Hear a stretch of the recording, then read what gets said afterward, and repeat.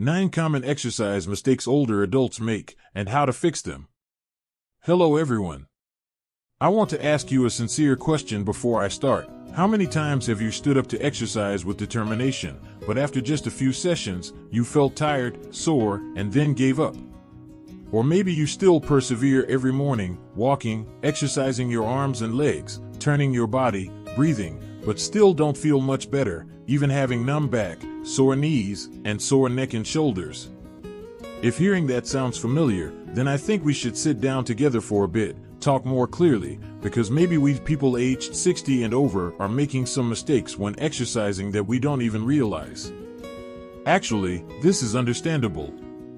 Because when you are young, you can exercise however you want, a little wrong, a little off, exercising hard with your arms and legs is fine. But after the age of 60, your body is different.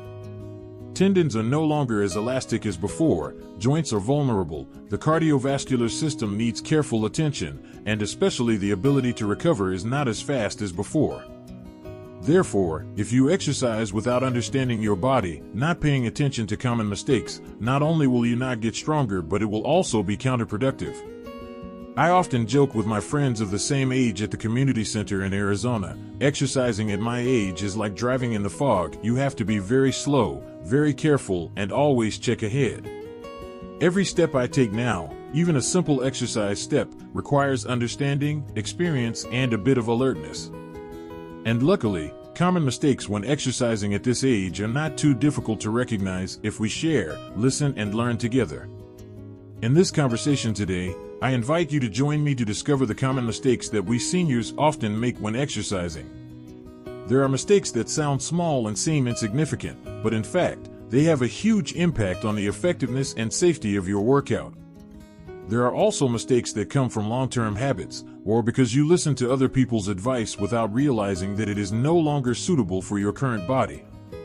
And I believe that the most surprising thing will be the mistakes that we do not expect, mistakes that come from our own kindness, diligence, or desire to be healthy. I hope you will stay until the end of this video, because the best part, which is also the most common mistake, is that many people, even those who have been exercising for decades, are still unknowingly making. I will share more about my own real-life experiences, as well as the valuable lessons I learned after injuring my shoulder because of a seemingly harmless habit. Now, let's start with the first thing, the mistake that I bet few people think is serious, but it silently damages the health of many older people, exercising without warming up properly.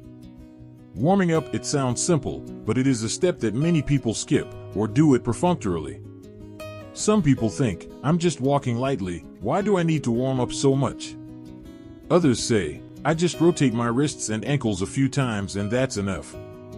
But in fact, according to sports medicine experts at the Mayo Clinic, warming up properly in people over 60 not only helps warm up the muscles, but also helps increase blood circulation to the joints, improve the flexibility of the ligaments, and reduce the risk of falls and injuries. Warming up properly also helps the body transition from a state of rest to movement gently, reducing shock to the heart and circulatory system. I remember once attending a health class in the park next to Silver Lake. There was an old man nearly 70 years old. Every morning he came very early, started the main exercise without any warm-up. The first few days were fine, but after a few weeks he complained of back pain, unable to bend down. After that, he went to the doctor and found out that his back muscles were overstretched, fortunately not to the point of serious muscle damage. From then on, he started to stand and warm up with the group, and every time he practiced, he smiled and said, a few minutes of warming up are more precious than medicine. A good warm-up does not need to last too long, just about 5 to 10 minutes is enough, but there must be simple, rhythmic movements to warm up the whole body, rotating the neck, shoulders, hips, knees, wrists, and ankles, and combining deep breathing. You can raise both arms high, inhale, lower them, exhale, repeat about 5 times. Then walk in place or walk gently, gradually increasing the speed for 2 minutes. Just like that, but it's enough to wake up your heart and muscles, ready for the next activities. However, after warming up, many people immediately make the second mistake, not exercising at the right level, trying too hard. I think, let's try a little harder to sweat, or yesterday I only walked for 30 minutes, today I will exercise twice as much to get stronger faster. Actually, exercising more and exercising harder does not mean you will be stronger. Especially when you are over 60 years old, the principle of safety must always be put first. The body needs time to adapt. You need to listen to fatigue and not ignore it. I once met Ms. Linda in a residential area near San Diego. She was very active, often went hiking with a group of friends, but after only one summer, she had to stop for a few months due to a knee injury. The reason was simply because she increased her walking speed too fast on a hot morning, did not drink enough water, and did not listen to the initial slight pain in her knee. By the time she felt real pain, it was too late. And that's what we need to remember. At this age, a little pain is a warning sign, not something to be ignored. Moderate exercise doesn't mean doing it too quickly. It means knowing your body's limits, knowing when to stop, when to rest, and exercising regularly at the right intensity. If you're walking, choose a pace that makes you feel light breathing, able to talk without getting out of breath. If you're doing arm lifts or resistance training with elastic bands, only do about 10 to 15 reps of each movement. Feeling a little tired is fine, but not to the point of shaking or aching. There's one more mistake I want to talk about before I end this first part, that is, exercising without cooling down and stretching after. Just like warming up is for opening a door, stretching is for closing it smoothly. But unfortunately, many people just need to finish the main exercise and stop, not walking slowly, not taking deep breaths, not stretching the muscles that have been exercised. According to research from the University of Colorado, not stretching after exercise can cause muscle stiffness, causing prolonged pain and reducing joint flexibility. This is especially important for the elderly, because if the body is stiff for a long time, the ability to move naturally will be affected, leading to loss of balance and increased risk of falling. A gentle stretch after exercise is not complicated. You can just sit down on a chair, gently stretch both arms forward, hold for 15 seconds. Then stretch your arms up, tilt left and right for 10 seconds on each side. Gently stretch your calves and thighs, then take a few deep breaths to lower your heart rate. Just 5 minutes at the end like that gently, you will see a very clear difference after a few weeks. Now that we've covered the important points in the first part, from warming up properly, exercising at a moderate pace, to not forgetting to stretch after exercise, I'd like to invite you to move on to the next part, where we'll explore even more subtle mistakes, coming from the way we choose our exercises and the time of day we exercise. These are things we've been doing for years, but today, we'll look back and understand them better. In the previous part, we talked about seemingly simple but influential things like warming up, exercising at a moderate pace, and not forgetting to stretch. Now I'd like to invite you to think about something more familiar, choosing the right exercises for yourself.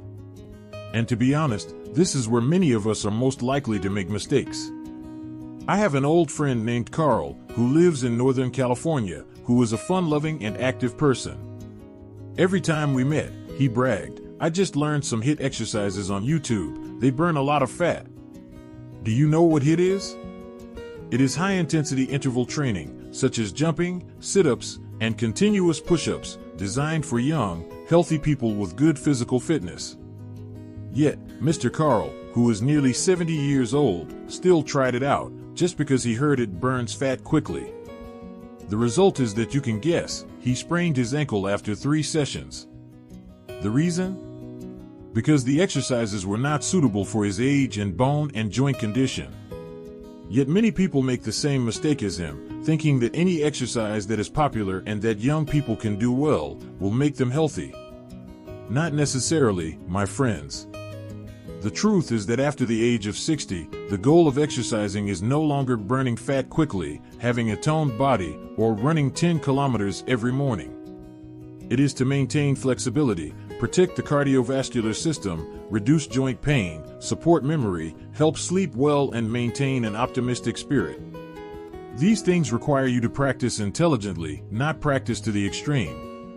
A long-term study at Harvard has shown that the best exercises for older adults are walking, swimming, light cycling, tai chi, gentle yoga, and muscle-strengthening exercises using body weight or resistance bands. These exercises help the heart work, reduce pressure on joints, and improve balance, which is important for preventing falls. I know many uncles and aunts at the health center in Huntington Beach who practice Tai Chi 3 times a week. It looks very gentle, like slow dancing. But the results are extremely obvious. Some people no longer have back pain, some sleep better, some say their feet are much more stable, they no longer worry about losing their balance when going down the stairs. These types of exercises really help you stay healthy for a long time, without having to carry the weight like going to the gym or lifting heavy weights.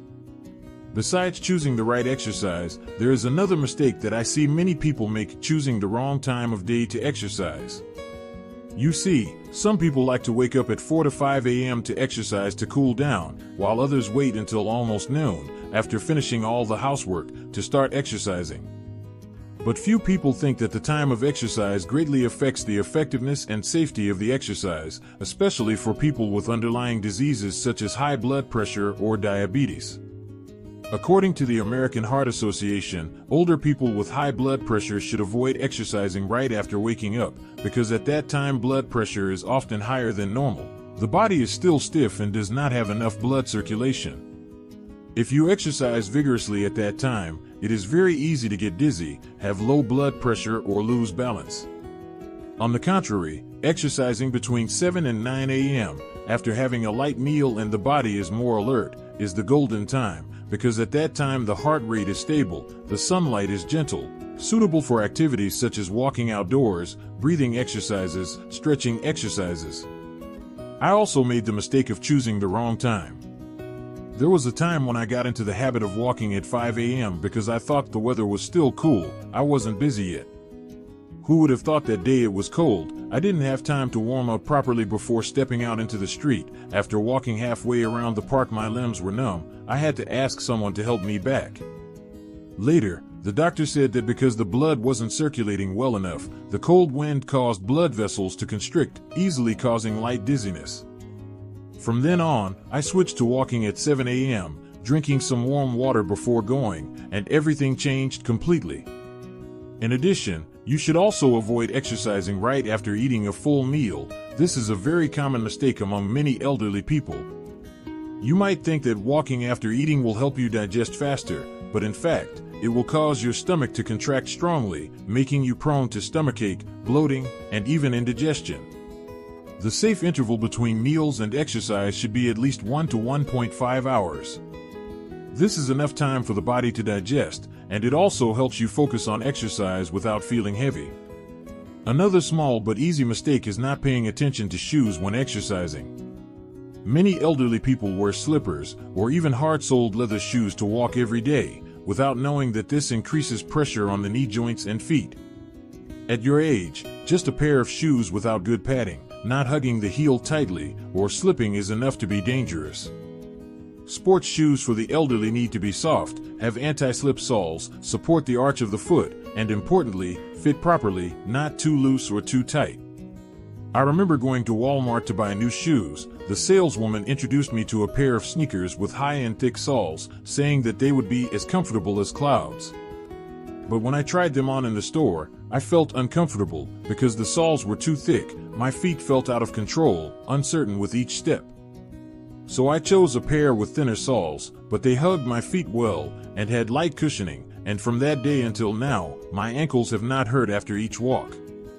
We don't need to buy expensive things, but we need to choose the right type that suits our age.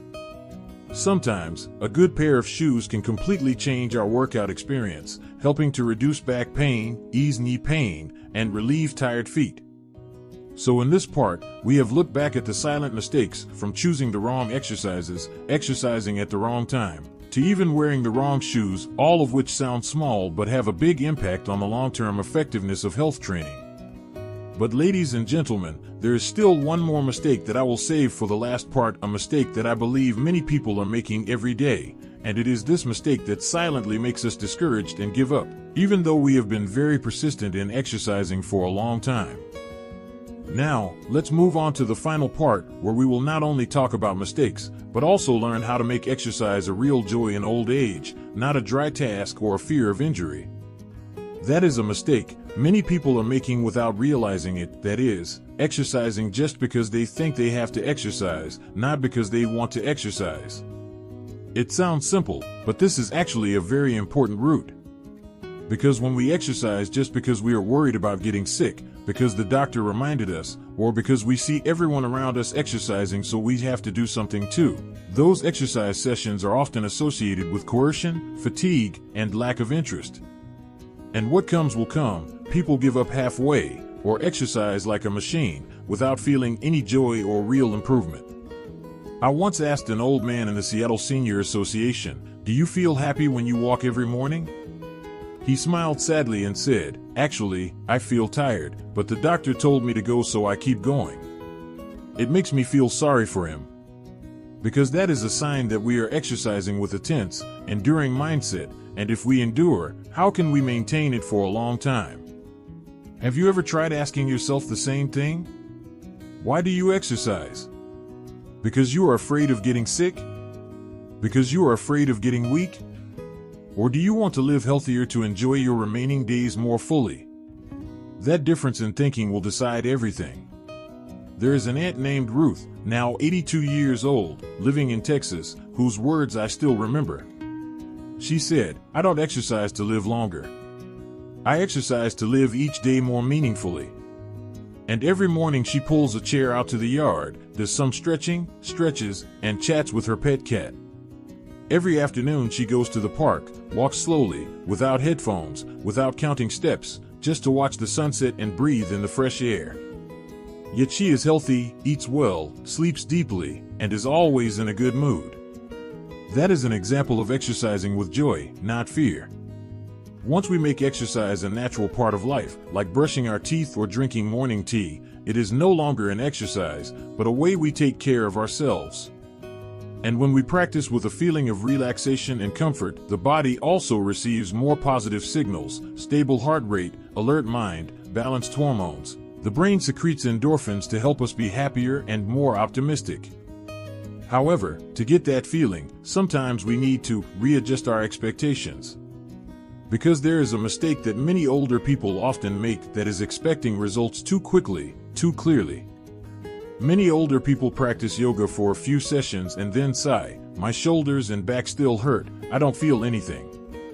Some people walk for 2 weeks and then ask, "Why do I still have insomnia, still feel dizzy?" And so they get discouraged. But ladies and gentlemen, our physical condition is no longer the same as when we were 20 or 30 years old. The positive effects of exercise will come, but they will come slowly, gently, in their own way. Sometimes it's not about losing weight or getting rid of pain, but about waking up feeling more comfortable, feeling more alert, enjoying your meals, sleeping more deeply, and most importantly, feeling more proactive. Science proves it too. A study at the University of California showed that, for people over 60, regular exercise, just 30 minutes a day, can improve quality of life by up to 40%. Not by reducing illness, but by increasing a sense of control, reducing anxiety, and increasing social skills. So, if we feel happier after each workout, that's already a huge success. And I also want to share one more important thing: never compare yourself with others. Maybe your neighbor does aerobics for 1 hour every day, while you only walk for 15 minutes and your legs get tired. It's okay. Each body is on its own journey. The important thing is that we are better than yesterday, not better than anyone else. Don't let social media or advertisements pressure you. I once saw an advertisement that emphasized, "With just 15 days of this exercise, you will be as healthy as when you were young." It sounds good, but for me, no exercise can make me look as young as when I was 30. But there are exercises that help me feel not afraid of aging anymore. And that is the real value. I still remember clearly one morning, I went to the park near Santa Monica with a group of old friends, just took a light walk, then stopped to sit and chat. One of the group, a 75-year-old man, said, "I no longer practice because I want to be as healthy as a young man, but I just hope that today my legs can still take me here, to sit with you, that's enough." That statement moved everyone. Because health sometimes does not lie in the number of steps, but in the gratitude for being alive, still practicing, still feeling the wind and laughter. So, ladies and gentlemen, if we ever make a mistake in practicing, whether it's practicing at the wrong time, choosing the wrong exercise, or pushing ourselves too hard, don't blame ourselves. We have done our best, and the valuable thing is, we are still trying. As long as we change slowly, listen to our bodies, practice regularly, and enjoy every moment of exercise, then surely, sooner or later, our health, spirit, and joy of life will knock on our door again. And if you find what I shared today useful, I really hope you will leave a comment below this video. Share your thoughts and experiences. Sometimes, your simple story can motivate others. Don't forget to like the video and subscribe to the channel if you haven't already, so that you'll be the first to receive new health content. I wish all of you, wherever you are, healthy or recovering, to always keep a strong spirit, a peaceful heart, and a flexible body every day. Because old age doesn't mean getting weaker, it's a time to slow down, live more deeply, and live more proactively than ever before. I wish you a happy, healthy, and fulfilling life at every age. Thank you for listening. Goodbye and see you in the next video.